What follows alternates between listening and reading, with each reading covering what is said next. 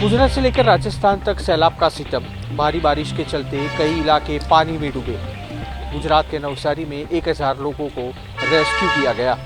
हालात इतने खराब हो गए कि सड़क, गांव और नदियों का फर्क मिट गया। पानी के अलावा कुछ नजर नहीं आया। नवसारी और वलसाड जिलों में नदियां उफान पर हैं। नवसारी में बिलीमोरा जैसे निचले इलाकों से कई लोगों को रेस्क्यू किया गया। 7 से 9 फीट पानी दिखा। 24 घंटों में गुजरात के 172 तालुकाओं में बड़े पैमाने पर बारिश हुई है। साउथ गुजरात के वलसाड जिले के वापी में सबसे ज्यादा 177 मिलीमीटर बारिश दर्ज की गई। वलसाड में औरंग नदी और नवसारी में कावेरी अंबिका नदियों का पानी परेशानी का सबब बना। वलसाड के धर्मपुर में एक युवक बाढ़ के पानी में बह गया। वहीं नवसारी में गुजरात पुलिस और एसडीआरएफ के जवानों ने ह्यूमन चेन बनाकर रेस्क्यू ऑपरेशन चलाया। सब लोगों को यहाँ से पानी से बाहर निकलने के 2-3-5 कई बार अनाउंस करके सब लोगों को सचेत किया है। राजस्थान के भी कई इलाके बाढ़ की चपेट में आ गए। बूंदी से झालावाड़ और टोंक तक पानी की वजह से लोगों को भारी मुसीबतों का सामना करना पड़ा। घर पानी में डूब गए। सड़कों पर बाढ़ ने हाहाकार मचा दिया। कई गाड़ियां पानी में डूबी नजर आई। कुछ तो खिलौने की तरह बहती दिखी। बारिश की वजह से अजमेर, जैसलमेर और बूंदी में स्कूलों की छुट्टी कर दी गई। भारी बारिश के चलते जोधपुर में फैक्ट्री की दीवार ढह गई, जिसमें 13 मजदूर दब गए। 3 मजदूरों ने स्थल पे ही अपनी जान छोड़ दी। मौसम विभाग ने राजस्थान और गुजरात में रेड अलर्ट जाहिर किया है। सेल्फी और रील बनाने के चक्कर में 2 युवकों की जान पर बनाई। राजस्थान के भीलवाड़ा में 2 युवक झरने में बह गए। पानी का तेज बहाव, रस्से को पकड़कर जान बचाने की जुगत करते 2 युवा और इनको बचाने की कोशिश में जुटे उनके अन्य साथी। लेकिन पानी का बहाव इतना तेज था कि एक युवक का हाथ छूट गया। वो पानी की तेज धार में बह गया। ये तस्वीरें राजस्थान के भीलवाड़ा की है, जहां मेनाल झरने में मस्ती करते युवकों के साथ अचानक हादसा हो गया। बताया जा रहा है कि यहां पर लड़कों का एक ग्रुप सेल्फी और रील बना रहा था। इसी दौरान 2 युवकों का पांव फिसला और वो पानी में गिर गए। इनमें से एक युवक ने चट्टान को पकड़ लिया तो उसे लोगों ने बचा लिया, लेकिन दूसरा युवक करीब झरने में 150 फीट ऊंचाई से गिर गया। एनडीआरएफ की टीम उस युवक की तलाश कर रही है। भीलवाड़ा के इस झरने से एक दिन पहले ही 4 लोगों को बहने से बचाया गया था। मानसूनी आफत ने महाराष्ट्र और मध्य प्रदेश में भी बर्बादी मचाई। मालेगांव में रेस्क्यू के लिए सेना को बुलाना पड़ा। नासिक में पानी की तबाही इन तस्वीरों में कैद हो गई। बाढ़ जैसे हालात बन गए। वहीं मालेगांव में गिरना नदी के बीचों बीच कल शाम से 10-12 लोग फंसे हुए थे। जब लोकल लेवल पर सारी कोशिश फेल हो गई तो आर्मी को बुलाना पड़ा। सेना के हेलीकॉप्टर ने 5-5 के ग्रुप में लोगों को बचाया। मध्य प्रदेश में भी छोटी बड़ी नदियां उफान पर हैं। नर्मदा खतरे के निशान के करीब पहुंच गई। बरगी, बाणसागर जैसे 10 बड़े बांधों के गेट खोल दिए गए। इस बार गुजरात और मध्य प्रदेश में मानसूनी बारिश के कमबैक ने तबाही मचाई। मध्य प्रदेश में 20% तो गुजरात में नॉर्मल से 39% ज्यादा बारिश हो चुकी है। अमेरिका में मंदी की आशंका से शेयर बाजार में भारी गिरावट। एक ही दिन में निवेशकों के 15.5 लाख करोड़ रुपए डूबे।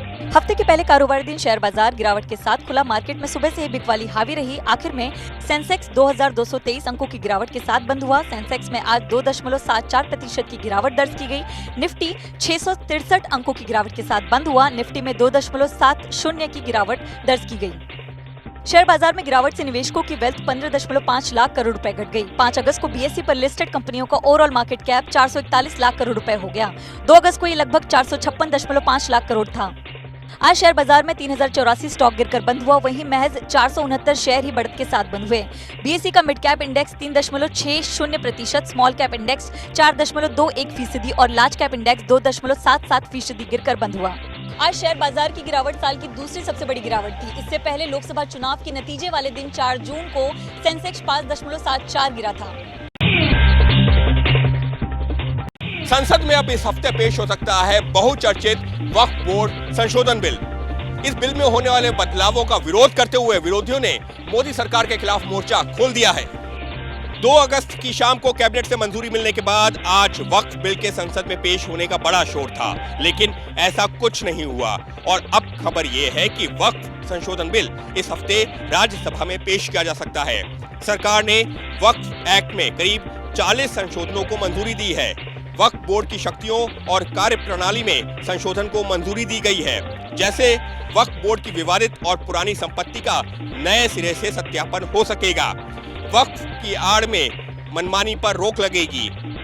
वक्फ एक्ट में बदलाव की चर्चा के बाद विरोधियों ने मोदी सरकार के खिलाफ मोर्चा खोल दिया है। All India Muslim personal law board से लेकर असदुद्दीन ओवैसी तक सभी ने विरोध किया है।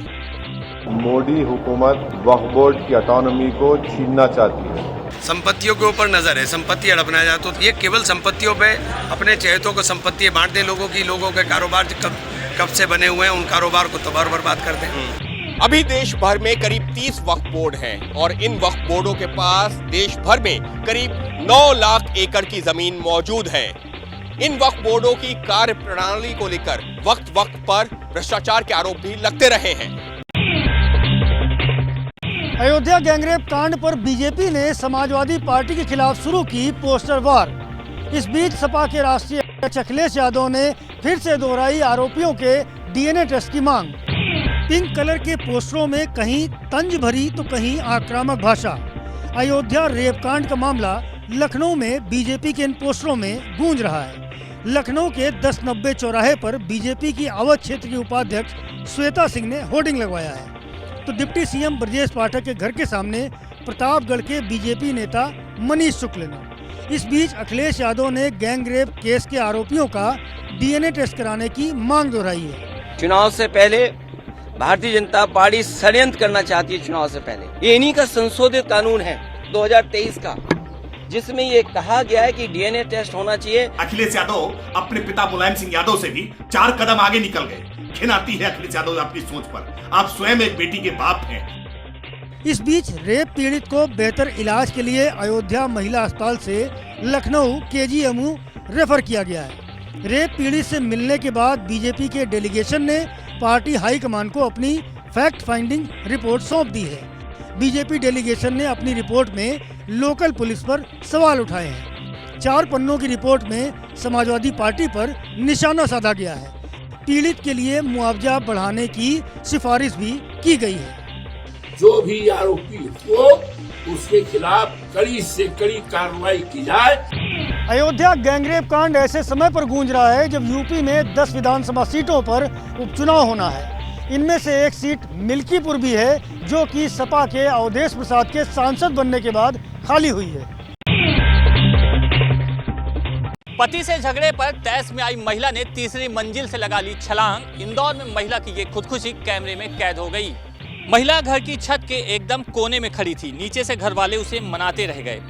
परिवार का एक पुरुष सदस्य जो छत पर चढ़कर उसे समझाने और बचाने पहुंचा, लेकिन सुसाइड के इरादे से छत पर चढ़ी महिला ने किसी की नहीं सुनी। जैसे ही वो व्यक्ति आगे बढ़ा, महिला ने तीसरी मंजिल की छत से छलांग लगा ली। महिला की मौके पर ही जान चली गई। क्योंकि ये पूरा वाकया किसी ने मोबाइल फोन पर रिकॉर्ड कर लिया, तो ये वीडियो सोशल मीडिया पर वायरल हो गया। पुलिस की शुरुआती तफ्तीश बता रही है कि महिला का पति से झगड़ा चल रहा था। उसी आवेश में आकर उसने ये कदम उठाया। महिला के द्वारा अपने पति से लड़ाई झगड़ा करने के बाद किसी बात से रुष्ट होकर के छत से कूद करके आत्महत्या करने का मामला सामने आया। बताया जा रहा है कि खुदकुशी करने वाली महिला 26 साल की थी और अपने पीछे वो 2 छोटे बच्चों को छोड़ गई है। दिल्ली के कोचिंग सेंटर्स में छात्रों की सुरक्षा पर सुप्रीम कोर्ट का सख्त रुख। दिल्ली और केंद्र सरकार को जारी किया नोटिस। सुनवाई के दौरान कोर्ट ने कहा, कोचिंग सेंटर बन गए हैं death chamber. Delhi high court के फैसले के खिलाफ कोचिंग फेडरेशन ऑफ इंडिया की याचिका पर सुनवाई के दौरान सुप्रीम कोर्ट ने केंद्र सरकार और दिल्ली के चीफ सेक्रेटरी को नोटिस जारी किया। कोर्ट ने पूछा कि कोचिंग सेंटरों में सेफ्टी के क्या नियम लागू किए गए हैं। कोर्ट ने कहा कि अगर कोचिंग सेंटर सेफ्टी नॉर्म्स को पूरा नहीं करते तो उनको ऑनलाइन मोड में चलाया जाए। सुनवाई के दौरान राजेंद्र नगर हादसे का उल्लेख करते हुए कोर्ट ने कहा कि अपना भविष्य बनाने के लिए मेहनत कर रहे छात्रों को अपनी जान गंवानी पड़ी। दरअसल दिल्ली के मुखर्जी नगर में जून 2023 में एक कोचिंग सेंटर की बिल्डिंग में आग लग गई थी। तब हाईकोर्ट ने इस मामले की सुनवाई करते हुए फायर सेफ्टी रूल्स के पालन का आदेश दिया था। हाईकोर्ट के आदेश के खिलाफ कोचिंग फेडरेशन ऑफ इंडिया नाम का संगठन सुप्रीम कोर्ट पहुंचा था। कोर्ट ने इस याचिका पर हैरानी जताते हुए कहा कि सेफ्टी नियमों का पालन होना चाहिए। सुप्रीम कोर्ट ने कोचिंग फेडरेशन ऑफ इंडिया पर 1 लाख रुपए का जुर्माना भी लगाया। मामले की अगली सुनवाई 4 हफ्ते बाद होगी। असम में लव जिहाद और लैंड जिहाद के खिलाफ नए कानून की तैयारी। नए कानून में दोषियों के खिलाफ होगा उम्र कैद का प्रावधान। असम के सीएम हेमंत बिश्व शर्मा ने सूबे में लव जिहाद और लैंड जिहाद रोकने के लिए 2 नए कानून लाने का ऐलान किया है। लव जिहाद रोकने के लिए नया कानून लाया जाएगा। नए कानून में लव जिहाद के मामलों में आजीवन कारावास की सजा का प्रावधान होगा। असम सरकार लैंड जिहाद रोकने के लिए भी कानून ला रही है। इस कानून में हिंदू और मुस्लिम दोनों को अपनी जमीन एक दूसरे को बेचने के लिए सरकार की मंजूरी लेनी होगी। सरकार के इजाजत के बाद ही हिंदू और मुसलमान एक दूसरे को अपनी जमीन बेच पाएंगे। लैंड जिहाद करने वालों के लिए कानून में उम्र कैद की सजा का प्रावधान होगा। We are going to draft a legislation which will give stinging punishment for the cases where you hide your identity. We will work against love jihad. We will work against land jihad. Assam सरकार का कहना है कि मूल निवासी समुदाय को बचाने के लिए लैंड जिहाद पर कानून बनाना जरूरी है। वहीं कांग्रेस इसे सामाजिक सद्भाव बिगाड़ने वाला कदम बता रही है। जमीन तो हमारे है, भगवान के है। भगवान का ही कोई धर्म है क्या? भगवान तो सबके हैं। हम नहीं चाहते कि हमारी देश के जो अभी सोशल हार्मनी जो है, सामाजिक समाधान जो है, उसको डिस्टर्ब किया जाए नए नए विषय। लोकसभा चुनाव से पहले 7 मार्च को असम सरकार ने नोटिफिकेशन जारी कर अलग अलग समुदायों के बीच जमीन की खरीद बिक्री पर 3 महीने के लिए लगा दिया था रोक। बिहार के वैशाली में कांवड़ यात्रा के दौरान बड़ा हादसा, करंट लगने से 9 कांवड़ियों की मौत। हादसा वैशाली जंदाहा रोड के सुल्तानपुर गांव में हुआ। यहां डीजे ट्रॉली पर सवार कांवड़िए झूमते हुए पहलेजा घाट की तरफ जा रहे थे। डीजे ट्रॉली जैसे ही सुल्तानपुर गांव से निकली, वैसे ही ऊपर से गुजर रहे 11,000 वोल्ट हाई टेंशन तार की चपेट में डीजे आ गया। ट्रॉली में करंट आ गया। ट्रॉली पर सवार कांवड़िए झुलस गए। हादसे में 9 कांवड़ियों की जान चली गई। क्लास करने लगा। उसके बाद हम लोग बहुत प्रयास किए कॉल उल करके लाइट कटवाने के लिए, लेकिन आधा घंटा तक लगातार झुलसते रहा। और जो लाइनमैन जो थे, SVOC जो ऑपरेटर होते हैं, उन पर सबसे पहले कार्रवाई किया जाए।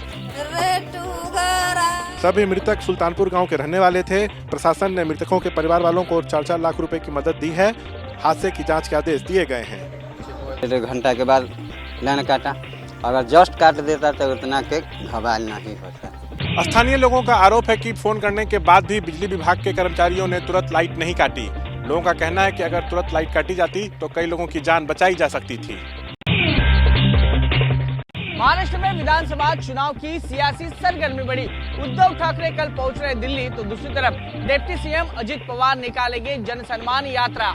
लोकसभा चुनाव के बाद उद्धव ठाकरे पहली बार दिल्ली पहुंच रहे हैं। उद्धव 3 दिन दिल्ली में रहेंगे। इस दौरान उद्धव ठाकरे कांग्रेस अध्यक्ष मल्लिकार्जुन खड़गे, राहुल गांधी, सोनिया गांधी से मुलाकात करेंगे। टीएमसी और आम आदमी पार्टी के नेताओं से भी मुलाकात करेंगे।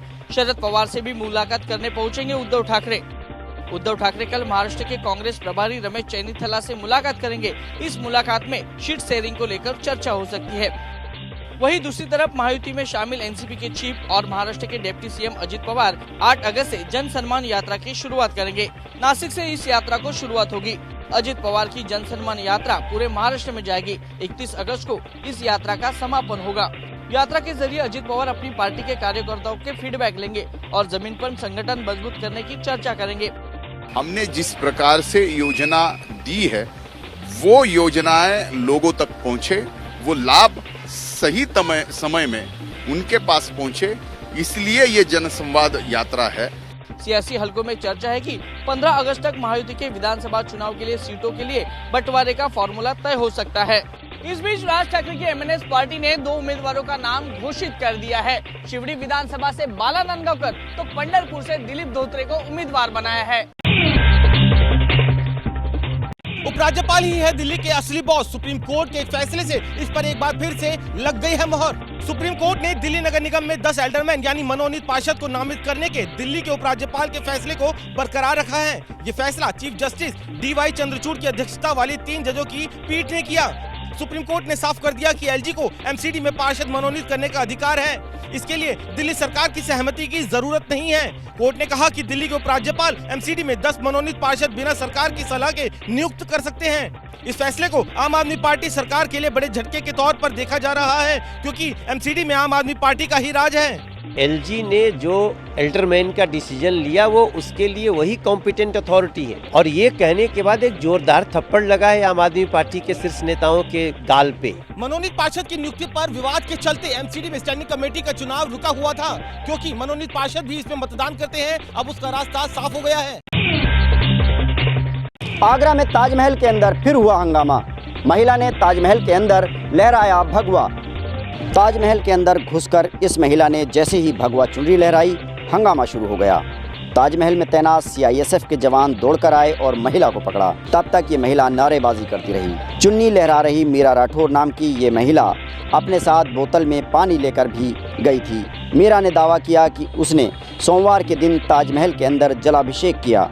मीरा राठौर ने खुद को अखिल भारत हिंदू महासभा का कार्यकर्ता बताया है। मीरा कुछ दिन पहले ही कांवड़ लेकर ताजमहल में जलाभिषेक करने पहुंची थी, तब उसे बाहर ही रोक दिया गया था।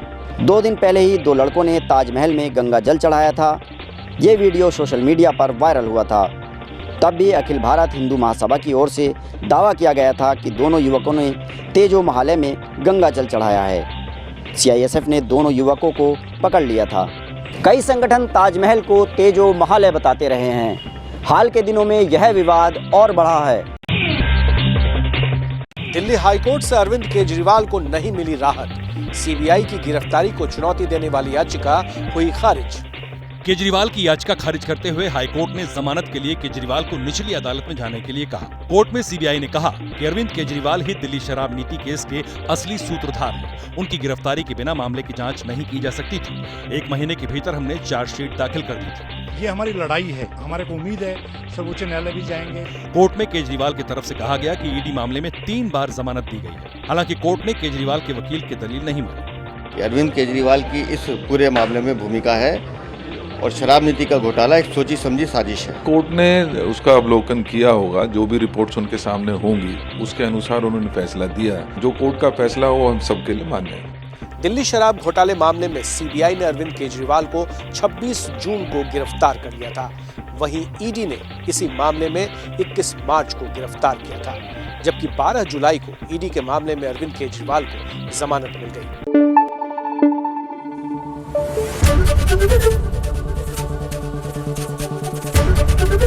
एबीपी न्यूज आपको रखे आगे।